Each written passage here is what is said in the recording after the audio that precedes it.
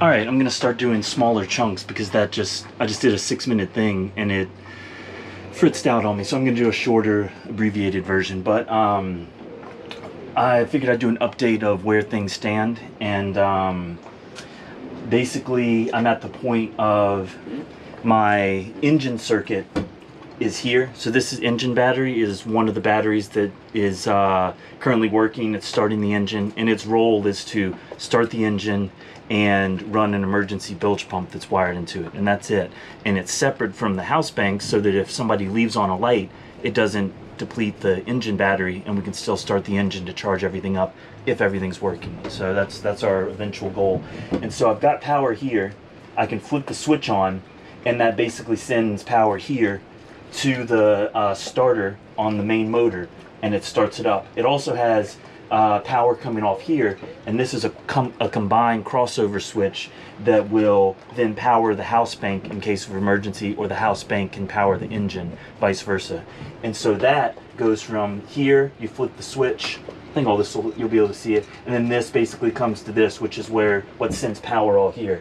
So I can flip that crossover switch, take power from the engine battery that I know is working, and my lights and fans turn on. That's awesome. And so what's not working is all of the house batteries, and so that's a separate bank on the other side. And you could probably see right out here those two big red L16 HAC Trojan batteries. There's 4 of them in there, and they're all too dead to be really working right now. Maybe they'll be able to be brought back to life, probably not. But those they're basically wired in. You got the engine bank, and then house bank 1, house bank 2. And I think the previous owner did that just so there's a little bit of redundancy. If one bank fails, like a battery fails, it's not the whole system that goes down. So I think that makes good sense. They look like they're wired independently. He left good diagrams of all that. And so I've substituted house bank 1. I've got a inexpensive, well, not too inexpensive, but I've got a small West Marine, just small capacity battery that's in that house bank right now. It's showing about 12.4 volts. Let me do a quick check to see if this is working. Yeah, and so that reads here on the little battery monitor. And so that's all good, but I'm not getting any current here. So there's a big battery selector that goes house bank 1, house bank 2, both or none. I've got it selected just on 1 because the other one's not working right now. And so when I do that, I would expect to get power right here, and I'm not. And so the next game is to I've accounted for all these wires. This one is what goes down into the engine compartment, into the engine room, and that's where I should be getting my battery power from, and I'm not. So I need to trace down the chain between here and my battery terminals.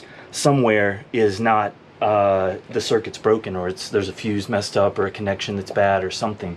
So that's what I have to figure out, because of course the goal would be to be able to have my house bank on and power all this stuff so that I'm not sitting in the dark at night with a headlamp on. And so that's one phase. You could basically think of, we've got the distribution panel, and then each circuit that goes off that are their own independent things I can start checking. Do the fans work? Do the lights work? Those are all each individual tests that I can do.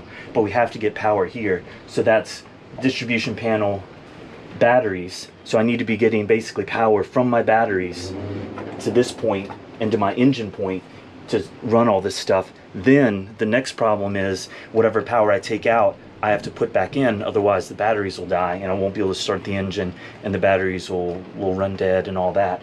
That's where I need to get my alternators working, and the solar panels. And so I put a new 20 amp fuse in the solar panels today, and the lights come on as they should. I get about 18 volts at the terminals for the photovoltaic terminals, and then at the battery terminals it reads what my battery reading is, but it's not charging the batteries, but it's blinking as if it's happy, and it is. So I have no idea why that is, and so I need to solve that problem, because then I'd be able to deplete the house battery knowing the solar panels are going to charge it, and I can start doing tests on this side. Also, I called a company today. Let me check if this is working again. Also, I called the company today, and as far as I can tell, the alternators are not working, or the charge regulators aren't, or something's up.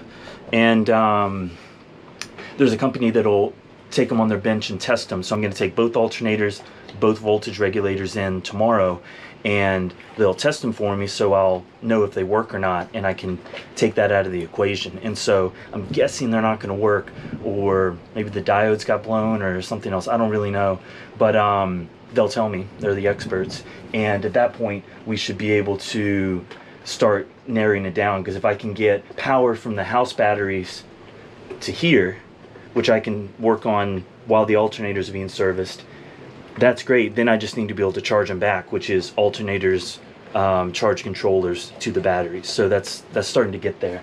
So anyhow, what I'm going to do now is trace this wire into the engine compartment, see where it comes out, and connect the dots between there and my battery, and figure out why I don't have power right here. So that's what I'm about to do. All right.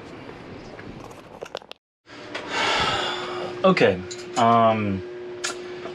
Trace that wire. It goes directly to what's labeled on board as the DCF box, I guess the DC fuse box, and it's got I just discovered a 300 amp, I think it's like an A&L fuse, one of these massive like shunt fuses, and so this wire connects directly to that, and then it tangles off in a couple other things that deals with the inverter and all that. So I'm going to take you guys down there to show you that, but it's a little, I don't even know how that's going to look, or if it's going to be possible to see anything. But I looked, I took the voltmeter, and I get on the other side of that fuse, I get my 12.3 volts.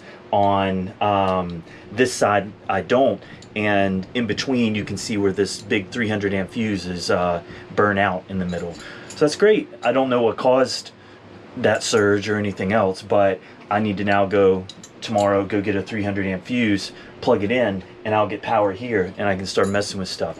Then I got to solve getting power back into it, but that's where I'll get my alternator serviced and call Victron, this charge converter company, because it's just, there's no good reason that I can think of why I'm getting my, solar panels are just right into this charge converter, straight from there to my batteries. I'm getting power through, yet they're not charging the batteries. I don't get it, but that's for tomorrow. So I'm taking a 1/2 inch wrench and a 9/16. Maybe those will be what the bolts are. That's what I've used on board so far. So let's go down here.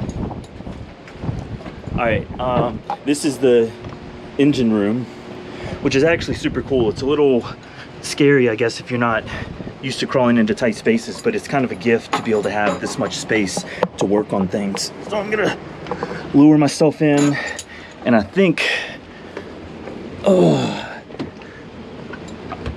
I'm still getting used to life on board here, but I think my best move is to actually come in this backwards, because that's how I came out. But I actually don't know if that's true or not. All right, I'm gonna set you guys down and see if I can get myself sorted out, because that was a fail.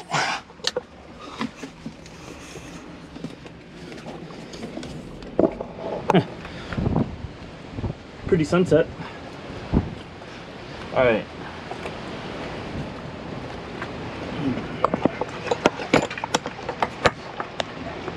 All right. So here we are. I still am gonna have to turn myself around here in a second, but there, if I can get myself over here, is what we're looking at. And so with the where the plastic box has been removed right over here, that is my red line up. That fuse is blown out, and then I get power at that other terminal. So that's great, that's good news. And so I'm gonna turn this thing off and switch myself around, see if I grab the right wrenches, and get this fuse out, and then move on to the next thing. Okay. Okay, it was the 9/16 that did it for me. So here's the here's a problem. I don't know if I'll call it the problem, but it's a problem. But I don't know if you'll be able to see in there. That's burnt out, and so I don't know if I can get what you can see. Daylight between there. That's not going to cut it, and so I have those on Arcturus as well, but I've just never. I mean, I think it takes a lot of current to blow one of those things out. But anyhow, I need to go buy one of these tomorrow, and so I'm gonna stop messing with the house bank and expecting it to get power there, because until that's in there, it won't.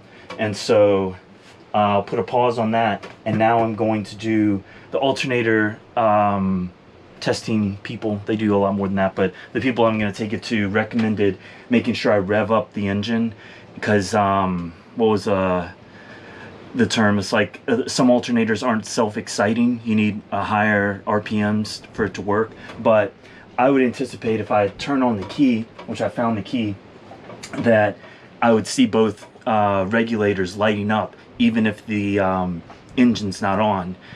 And they're not, and so something's up, and I get voltage to them, so they have the voltage they need supposedly, but they're not lighting up. That seems to me like there's a problem. And so I'm going to try this one test just because, and then take off both regulators, both alternators, and prepare to take those in tomorrow. So that's the next thing.